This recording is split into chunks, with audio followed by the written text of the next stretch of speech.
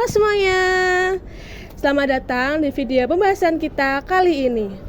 Perkenalkan, kami dari kelompok 6, nama aku Putri Bunga Salsabila dengan NIM akhir 057.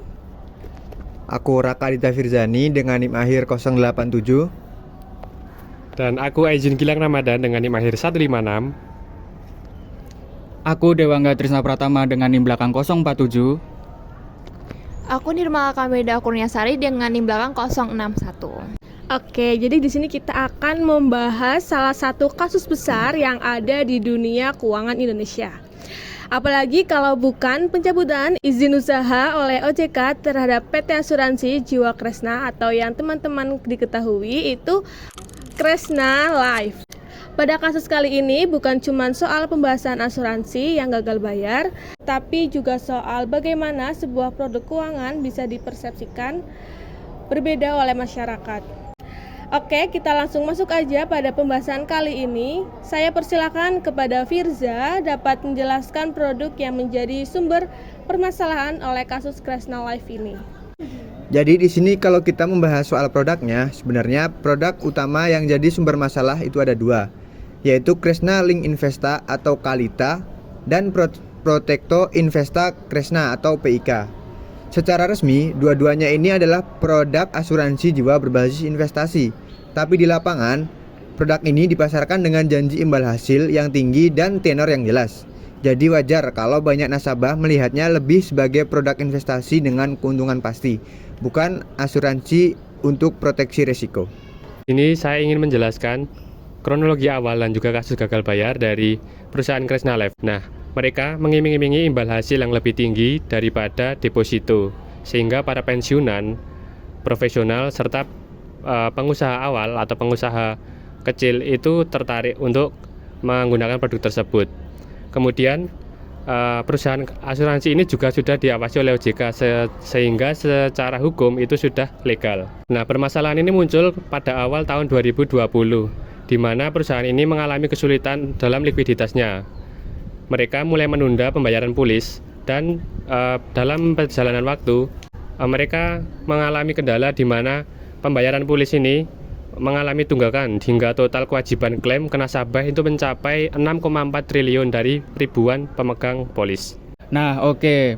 Di sini aku mau lanjutin ceritanya ya. Jadi pada saat itu setelah kasus gagal bayar ini semakin ramai, sebenarnya manajemen dari pihak Kresna Life itu sudah memberikan beberapa solusi.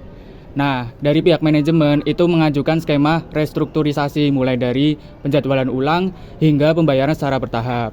Tapi kalau kita lihat dari sudut pandang nasabah pada saat itu nggak semua nasabah itu bisa menerima skema ini secara seutuhnya karena mereka menganggap bahwa waktunya terlalu panjang dan nilai manfaat yang diterima itu justru berpotensi berkurang. Nah, karena itu sebagian dari nasabah itu memilih untuk menempuh jalur hukum. Nah, akhirnya proses ini berujung pada putusan Mahkamah Agung di tahun 2021 yang dimana memutuskan bahwa Kresna Life ini dinyatakan pailit. Sebenarnya juga pada keputusan ini, pada waktu itu pun sempat memicu sebuah perdebatan yang cukup panjang. Karena apa? Karena seharusnya itu ada pelibatan dari pihak OJK sebagai badan pengawas perasuransian. Setelah diputus pailit, pengelolaan aset Kresna Life diserahkan ke kurator. Sebelumnya, perusahaan dilaporkan telah membayar 1,4 triliun klaim ke nasabah, tapi setelah aset diblokir dan proses hukum berjalan, banyak nasabah yang kembali khawatir dan bingung soal kepastian dana mereka.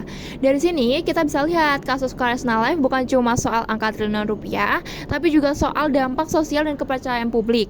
Kasus ini juga pengingat penting baik bagi perusahaan, regulator, maupun masyarakat supaya lebih transparan, lebih paham resiko, dan lebih hati-hati dalam memilih produk keuangan. Berdasarkan kasus PT Asuransi Jiwa Kresna atau Kresna Life ini, ada beberapa saran dan kebijakan penting yang bisa kita tarik sebagai bahan evaluasi ke depannya. Pertama, dari pihak OJK perlu memperketat pengawasan terutama pada pemasaran produk asuransi berbasis investasi agar tidak menimbulkan kesan imbal hasil pasti yang menyesatkan nasabah sesuai Undang-Undang Nomor 40 Tahun 2014 tentang perasuransian dan Undang-Undang Nomor 21 Tahun 2011 tentang OJK. Yang kedua, perusahaan asuransi lebih transparan dan patuh pada prinsip kehati-hatian baik dalam pengelolaan dana maupun dalam menyampaikan resiko produk kepada konsumen. Produk asuransi tidak boleh dipasarkan seolah-olah seperti deposito atau instrumen investasi. Lalu yang ketiga, ada perlindungan konsumen perlu diperkuat, salah satunya dengan mendorong adanya skema penjaminan polis asuransi agar nasabah memiliki kepastian ketika terjadi gagal bayar seperti halnya LPS di sektor perbankan. Dan yang terakhir, masyarakat juga perlu meningkatkan literasi keuangan supaya tidak hanya tergiur pada hasil yang tinggi tapi tidak benar-benar memahami resiko dan karakteristik produk yang dibeli. Status diawasi OJK bukan berarti produk tersebut bebas resiko. Dengan adanya evaluasi kebijakan dan pembelajaran dari kasus ini, diharapkan kedepannya industri asuransi di Indonesia bisa menjadi lebih sehat, transparan, dan berorientasi pada perlindungan konsumen sehingga kejadian serupa tidak kembali terulang. Oke teman-teman, tadi kita sudah mendengarkan penjelasan dari teman-teman kita. Aku setuju banget dengan pendapat yang Mala sampaikan. Jadi bisa kita simpulkan ya teman-teman bahwa kasus Kresna Life ini bukan cuma pelajaran buat dunia asuransi, tapi juga buat kita semua sebagai konsumen keuangan. Oke, itu aja pembahasan kita kali ini. Terima kasih buat teman-teman yang sudah menonton video kita. Semoga video kita dapat bermanfaat buat kalian semuanya, dan sampai ketemu lagi di video kita selanjutnya. Bye-bye.